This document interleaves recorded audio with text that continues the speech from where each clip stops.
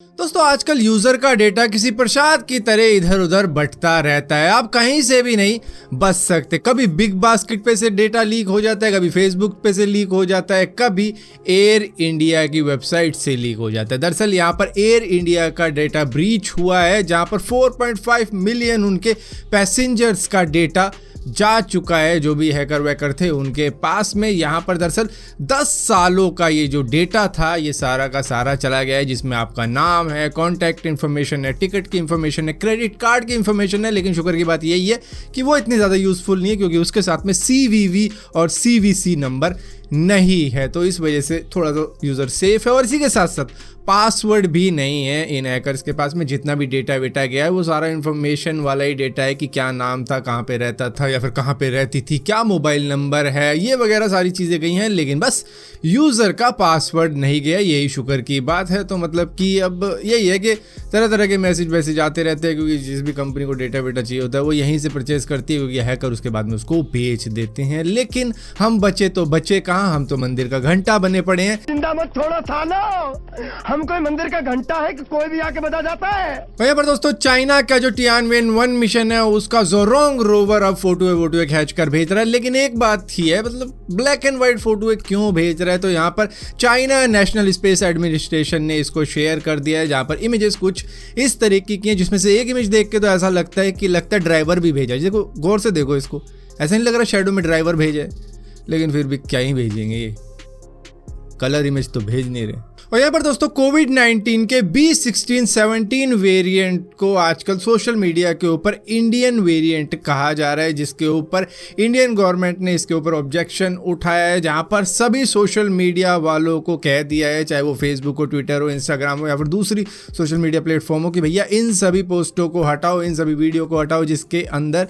इसको Indian variant बताया जा रहा है, क्योंकि ये बिल्कुल गलत चीज़ है। जबकि WHO तक ने इसको एसोसिएट नहीं कर रखा इंडियन वेरिएंट कह के कि भैया B16-17 इंडियन वेरिएंट है। अगर इसी तरीके की चीज़ होती तो भैया इस पूरे कोरोना वायरस को हमको चाइनीज़ वायरस कहना चाहिए था, जो कि डोनाल्ड ट्रंप कह भी रहा था। लेकिन उसके ऊपर भी फिर कहा गया कि ये गलत चीज़ है। उसके बाद में वहाँ से ऐसी कोई बात आई नहीं सामने। लेकिन यहाँ पर एक नई चीज़ सामने आ रही है, जहाँ पर ये सारी चीज़ें हो रही हैं, जिसको रिमूव करने के लिए अब कहा गया है। दोस्तों इजराइल और फिलिस्तीन के बीच में चल रही जंग के अंदर फेसबुक भी पिस रहा है, जहां पर उनकी रेटिंग एप्पल के ऐप स्टोर पे 4 से, जो कि 4+ ही थी, 2.3 रेटिंग हो चुकी है। जहां पर फेसबुक ने एप्पल को कहा कि भैया इस नेगेटिव रेटिंग को हटाओ, ये बिल्कुल भी सही नहीं है, ये इन्होंने इस वॉर की वजह से करी है। जिसके ऊपर एप्पल ने साफ साफ मना कर दिया कि भैया हम नहीं हटा सकते, यूज़र ने अपनी राय दी है तो इस रेटिंग को नहीं हटाया जाएगा। लेकिन फेसबुक का कहना है कि भैया ये तो इस लड़ाई झगड़े की वजह से हुआ, वरना तो ऐसा कभी हुआ ही नहीं था। लेकिन इसके बाद में एप्पल ने कहा नहीं भैया, जो हो गया वो हो गया, रेटिंग ऐसे की ऐसी रहेगी। अब ये हुआ क्यों? क्योंकि फिलिस्तीन के जो लोग थे वहाँ पर फेसबुक के ऊपर हैशटैग चला रहे थे, फ्री फिलिस्तीन और गाजा अंडर अटैक, जिसके बाद में फेसबुक ने इसको सेंसरशिप में डाल दिया था, एक तरीके से रिमूव कर दिया था, जिसकी वजह से लोग इस तरीके की पोस्टों को देख नहीं पा रहे थे, जहाँ पर वो सोच रहे थे कि भैया इसको फैला के दुनिया भर को दिखाएंगे कि क्या हो रहा है फिलिस्तीन के अंदर।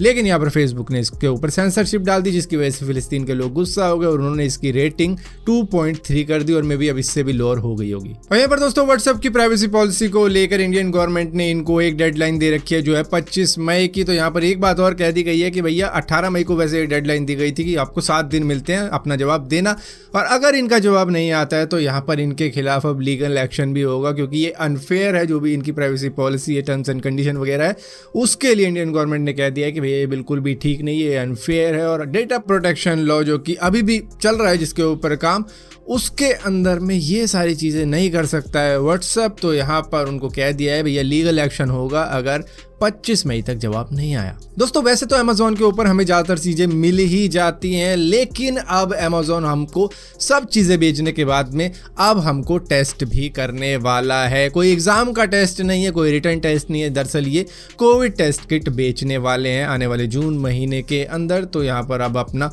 खुद का टेस्ट घर पर ही कर सकते हो। कुछ ऐसी टेस्ट किट ये शायद होने वाली है, और जब आएगी तभी पता लग पाएगा कि एग्जैक्टली क्या होने वाला है। दोस्तों साउथ अमेरिका के इंजीनियर्स ने कमाल की चीज बनाई है जिससे कि समुद्र के पानी से आप इलेक्ट्रिसिटी को जनरेट कर सकते हो, और जो लोग समुद्र के आसपास में रहते हैं उनके तो मजे ही मजे हैं इस तरीके की चीजें से। दरअसल इन्होंने एक लालटेन बनाया है जिसका नाम है वाटर लाइट। ये तो खैर छोटा सा ही मॉडल है, लेकिन आप सोच के देखो अगर बड़ा मॉडल बनाया जाए इसका तो कितना ही ज्यादा कमाल हो जाएगा। दरअसल इसके अंदर सी वाटर लिया जाता है और उसको मैग्नीशियम के साथ में कुछ इस तरीके से केमिकल रिएक्शन करवा दिया जाता है जिससे कि इलेक्ट्रिसिटी जनरेट होती है, और ये इतनी ज़्यादा होती है कि सिर्फ 2 कप सी वाटर से ये इस लालटेन को 45 दिन तक चार्ज कर सकती है। मतलब कि इतनी इलेक्ट्रिसिटी इसके अंदर बन जाती है कि ये 45 दिनों तक चल सकता है, और इसका नाम रखा गया है वाटर लाइट। सो फिलहाल के लिए दोस्तों इस वीडियो के अंदर इतनी अपडेट्स थी। अगर ये वीडियो आपको पसंद आती हो तो इस वीडियो को लाइक जरूर करना, शेयर जरूर करना, और इसी तरीके की और भी वीडियो देखने के लिए इस चैनल को सब्सक्राइब जरूर करना, और सब्सक्राइब किया है तो बेल का आइकॉन जरूर दबाना, वरना आपको मालूम ही नहीं चलेगा मैंने कोई वीडियो डाली भी है।